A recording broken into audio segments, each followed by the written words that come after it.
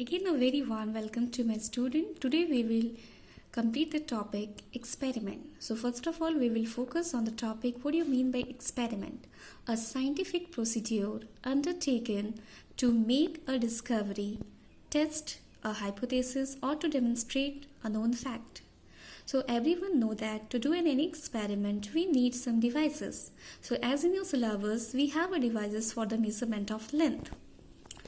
So to measure the length, student, we need two devices. One is a vernier caliper or you can take the screw gauge depending upon their uses. So let me focus what do you mean by vernier caliper. It is a device which is used to measure the length of a rod, the diameter of the sphere, the depth of the beaker. Now let us focus on the concept screw gauge. It is a device which is used to measure the diameter of the wire or the thickness of the paper. Let me elaborate the concept of vernier caliper. So to understand the vernier caliper clearly, student, first you have to understand the meaning of least count. So what do you mean by least count? It is the smallest measurement that can be taken accurately with it. And now you can understand the least count with the help of formula, student, that is the value of one main scale division minus the value of one vernier scale division. So what is the principle behind a vernier scale division, or you can say vernier caliper? It works on the principle of using alignment of a line segment displaced by a small amount to make a fine measurement. The vernier caliper is divided in two main parts, that is main scale and vernier scale. So how you can know what is a main scale and what do you mean by vernier scale? Main scale is nothing but it has a normal resolution with a least count of 1 millimeter, which I will explain in the formal diagram. Now we will focus on vernier scale. It is attached to the main scale which can slide on it, and it has a graduation that are spaced by small, or you can say by a space of the same 1 millimeter only, but are slightly displayed with respect to the mark on the main scale. Now we will focus on the diagram of vernier caliper, student. Now you see this is known as inside jaws. This upper one, these two. This is the screw. This what you are seeing, the long line, it is the main scale, and this is the outer jaw. So we have two jaw. One is the inside jaw, another is outside jaw. The line what you are seeing, student, this is the vernier scale. These all are the main scale and this is known as vernier scale. Now let us check out the function of the different parts. Yes, first of all we will focus on outside jaw. What is the function? It is used to measure the length of a rod, the diameter of the sphere, internal diameter of a hollow cylinder. If you will see the inside jaw, it is used to measure the internal diameter of a hollow cylinder or pipe.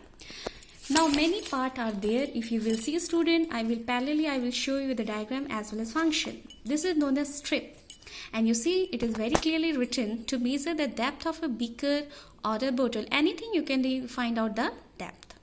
Now we will focus the two main words, that is the main scale and vernier scale. Main scale to measure the length up to a correct 1 millimeter, and vernier scale to help the measure the length correct up to 0.1 millimeter. Now student, we will focus on the formula to find out the value through a vernier caliper. The formula is observed reading is equal to main scale reading plus vernier scale reading. And what is the value of vernier scale reading? It is nothing but least count into division of vernier scale coinciding with the division of main scale, that I will show in one example. Now we will move to the concept of screw gauge. So the principle of screw gauge, it is used to measure the diameter of the wire, or you can say the thickness. So to complete the screw gauge concept, we have to follow with the diagram part as well as the formula. So first of all, I like to focus on the diagram. Now if you want to see the diagram, see it clearly, student. It contains different parts. One is the stud, screw, main scale, circular scale, baseline, and here I want to tell you that baseline is play a vital role to find out the calculation of a screw gauge. Okay, let me focus about the function of the different part of the screw gauge. So let us first we start with ratchet. So ratchet is used to advance the screw by turning or to tilt the object gently held between the stud and the spindle of the screw. The second is sleeve. Sleeve is used to mark main scale and the baseline. Third is a thimble to mark circular scale.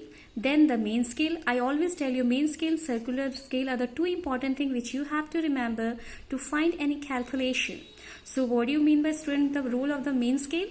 To read the length correct up to 1 millimeter, and the last is the circular scale. It helps to read the length correct up to 0.01 millimeter. Now I will focus on the formula, the least count of a screw gauge. So least count of the screw gauge is nothing but the pitch of the screw gauge divided by the total number of division on its circular scale. So to find out the value of error or anything, first we will focus on the formula for the screw gauge. That is, total reading is equal to main scale reading plus circular scale reading. This formula I will tell you through one example. Now before going to that, again I will move to the new topic, that is error. So every device has some error. If you will focus on the error of the vernier scale and screw gauge, the name is same but the error in the different form. If you see the vernier scale, they have two error. One is positive 0 error and second is negative 0 error. And if you also focus on the screw gauge student, you will see the same name, that is positive 0 error and negative 0 error. But the concept is totally different from each other. As I have shown you in the diagram student, the vernier scale and the main scale. So how you will collect the value of the positive 0 error? If the 0 of vernier scale on the right of the 0 of the mark of main scale, that time you can say it is a positive error, and let me explain through diagram. Okay, here you see the 0 of a vernier scale is present in the right of the main scale. Are you seeing? The 0 of the vernier scale is present in the right side of the main scale. So we can say it is a positive 0 error in the vernier. But if you want to know the negative 0 error student, let me focus again here. The 0 of a vernier in the left hand side of the main scale. This 0 is for main scale, this 0 for the vernier. So you see the 0 of the vernier in the left hand side of the main means it is a negative 0 error. Now let me focus the error concept in the screw gauge. If you will focus student the baseline 0 is lying below, and if you focus here you see the number student. Are you getting the changes? This 0 is above. This 0 is above the baseline. And this 0 is below this is the baseline. So if the 0 of a circular is present below the baseline, it is positive 0 error. I will repeat. If the 0 of the circular student is lying below the baseline, it is positive 0 error. And if the 0 of the circular is lying above the baseline, it is negative 0 error. I hope so you have understood the concept what I have taught, and please understand and see repeatedly so you can get a complete information. Thank you so much.